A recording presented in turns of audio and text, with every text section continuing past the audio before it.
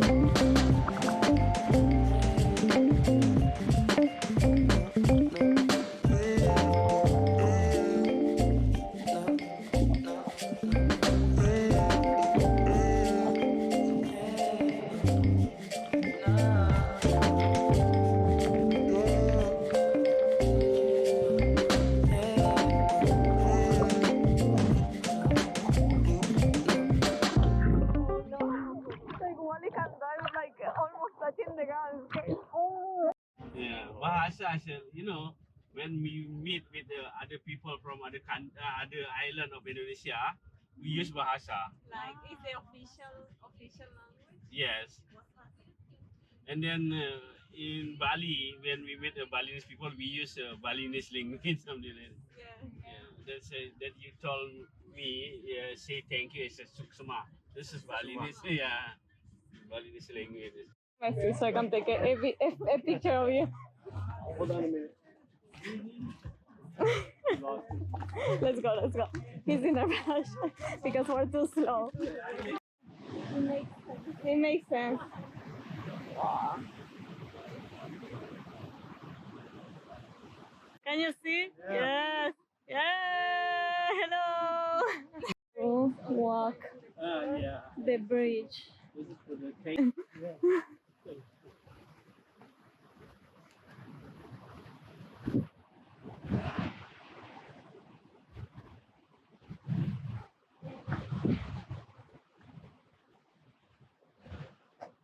Yeah, that sounds better.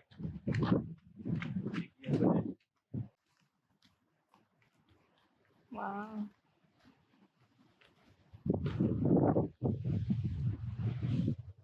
Look at that, love. Wow. The color of the water. It's so blue, yes.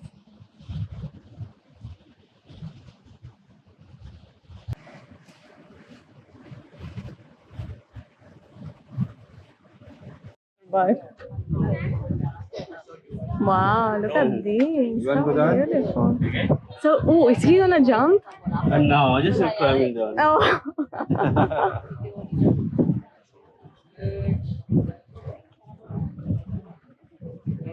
That was like really nice.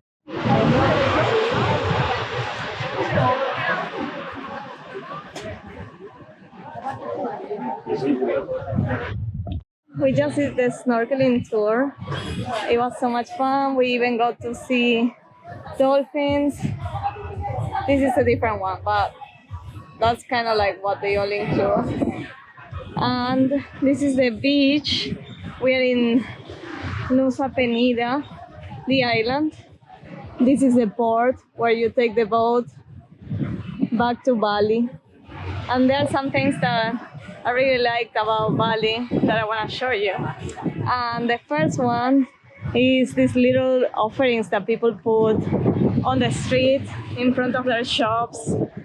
Usually they look like little baskets that sometimes have cigarettes and money and cookies and flowers. Let's see if we can find a few. They also have shrines everywhere and it's beautiful. So let's look at some of those. This is what they look like.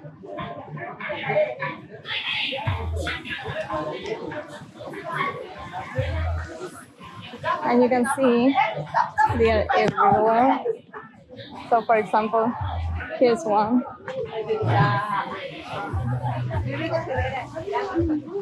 And you'll find them pretty much everywhere. For example, here is another one with flowers.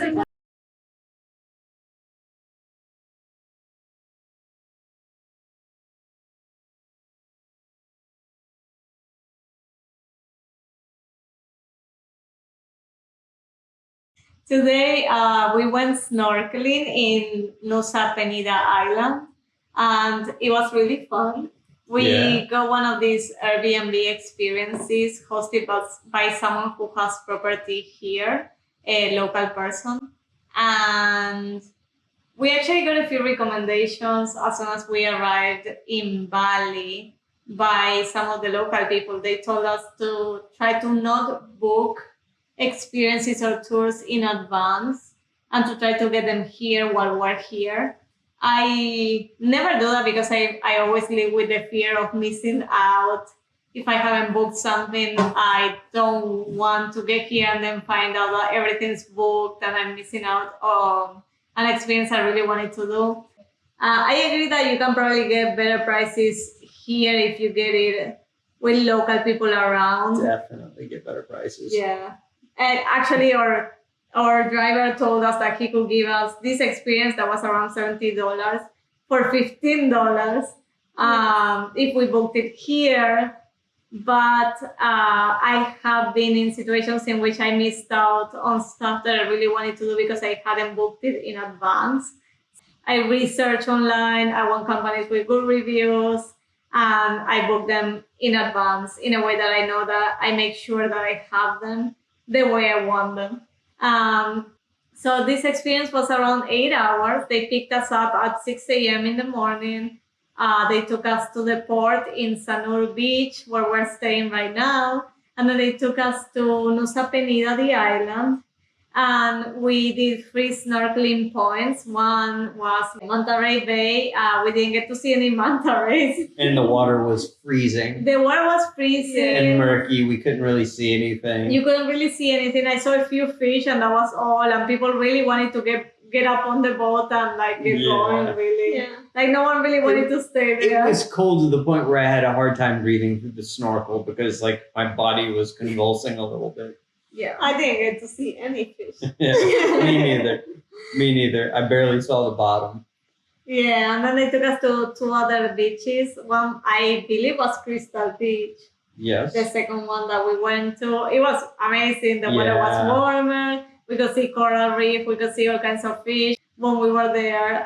Do you guys remember the third one that they took us to? No, I don't remember. But we're going to add it here in text. You're reading it right now in text. This is what I realized. You know, that was really, really fun. In both cases, I didn't want to leave when they called us to go back to the boat. I don't even know how many minutes they let us stay in the water. Yeah, me neither. Yeah. But it felt like it wasn't long enough, not because it wasn't long enough, but because it was so cool that you just wanted to stay forever.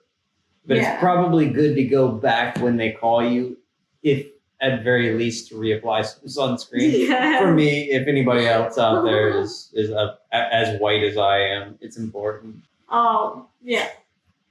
So after all the snorkeling, which was great, and they took a lot of footage of us with their GoPros. That was the best part, really. They follow you around and they like count to 3 and you dive down and you pose for videos and photos with their GoPro if you don't have your own GoPro. And they give you amazing footage, amazing videos, stuff like that. Lots of booties. They like to take pictures of booties. Lots of booties that they follow me with I think camera. that's just the thing that happens because as soon as they point the camera at you, everybody tries to swim as deep as they can. So they just get pictures of everybody's booty. Yeah. So that's great. You'll get great booty shots of yourself. Of yourself and other people.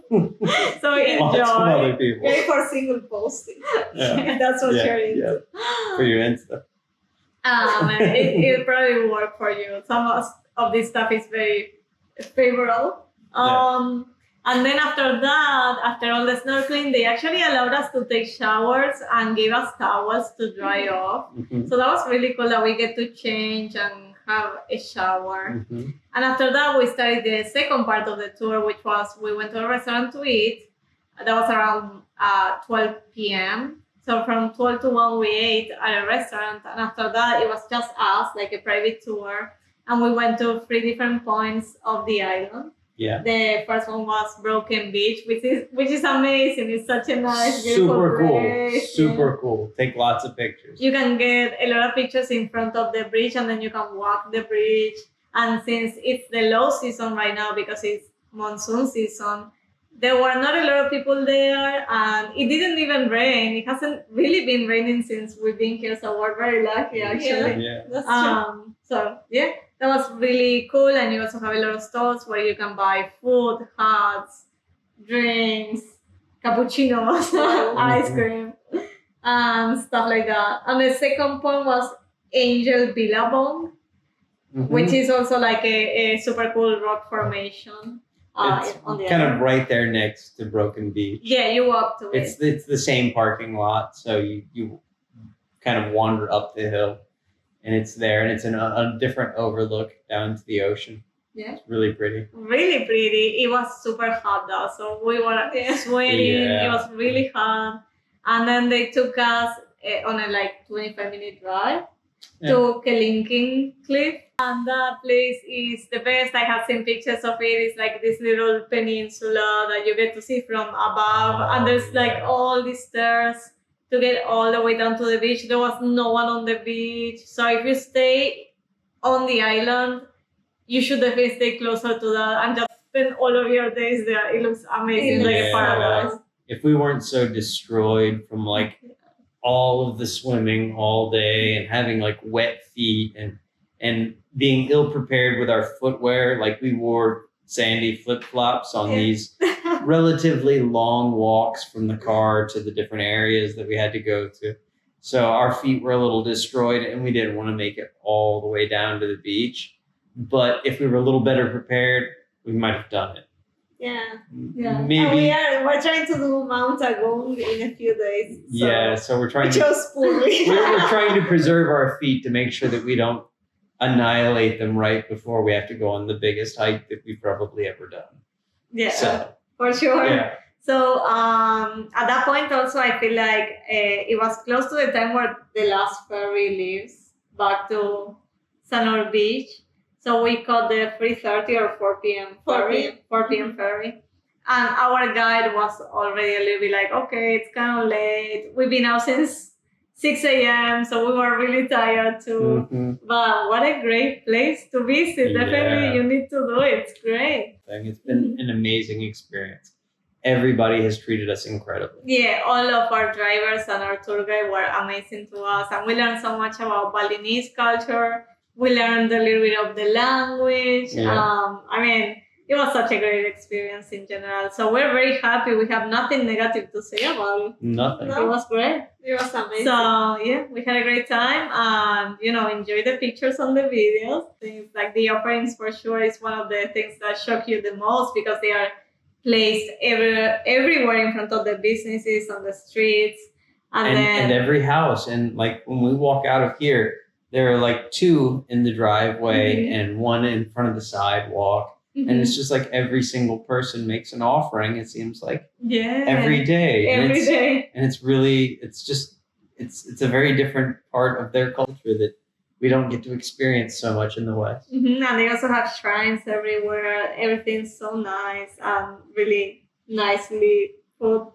Yeah. Another thing I wanted to show and talk about a little bit was the Balinese architecture, which is very specific and different, and everything's made of stone and bamboo poles and like organic natural materials, and it just looks so different to what we're used to in the United States, for example. Yeah. Or Argentina. Yeah, or Argentina, and it includes like Hindu elements, so it's really interesting to see.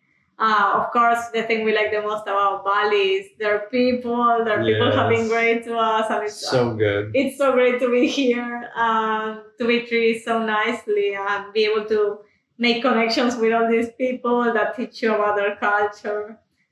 Do you guys want to make any specific comment about the culture that we learned? We learned there's a series of names that are used. There are traditional Balinese names in order. There's like the first child, the second child, the third child, and the fourth child. And then it repeats. Yeah. For men and women. Yeah, and it's the same name for men and women. Of course, we'll have to look that up. So you can probably find them on the screen right now, but the first child is Putu. So there is a lot of putus. I think another thing that I loved about Bali was the nature and all the flowers. There are all these flowers everywhere. And I believe that in the little offerings that people make every day outside of their homes, they use which is like the national flower, which is a pink flower. You can find the name on the screen because I don't remember the name. But one of the flowers that we see around all the time, like next to our pool, we have it. It's called plumeragia or something like that. Subaraji. Oh, you know it? No. Oh, okay. But they are all scented and beautiful, and they are used for decoration outside in the street, for the offerings. It's just so beautiful to see all the nature and the flowers. That's also one of my favorite things about Bali. Yeah. And we were told by one of our drivers about the temples that they are located in random places because there has to be some sort of event, either by nature or some disgrace that happens to somebody, or some event that justifies them by building a temple in that specific place. And that was very interesting because they can appear in different places, maybe like where school is or in some neighborhood, because I don't know, there was a storm there and it destroyed something, or there was some sort of sign that they needed that kind of blessing, that holiness. Somebody started having big dreaming about something, and then they decided that they needed to build a temple in that place because they were having bad luck. I've also seen it at several big intersections. And I think that they do it in a way where it kind of like is a blessing on the intersection for safety in a way. I've seen it on bridges where there's, these kind of bridges that are, I would imagine, would have been a very difficult crossing in earlier days. That must have been a less structurally sound bridge back in the day. And then they built this much better bridge. And now you see statues and ornamentation, and I think that this is part of that sort of animism where they give a spirit to things that help them. And they always worship the same gods in Hinduism, but they build many different temples for different functions. Some are about nature, some are about society, some are about the sea. So like every temple has a different function, but they're always worshiping the same gods. Yeah. So that was really interesting to learn too. We've had a really interesting day. Yeah. So tomorrow we're heading to Ubud around noon. Yeah. We're very excited to see what that looks like. Hopefully we can get some footage of Sanur Beach and then of Ubud and compare what it looks like. But honestly, Bali is just beautiful. I've never seen an island like this before. It's very different to what we have experienced. Yeah. So hopefully you get to experience some of it too. And one day you can come and tell us what you think. Yeah.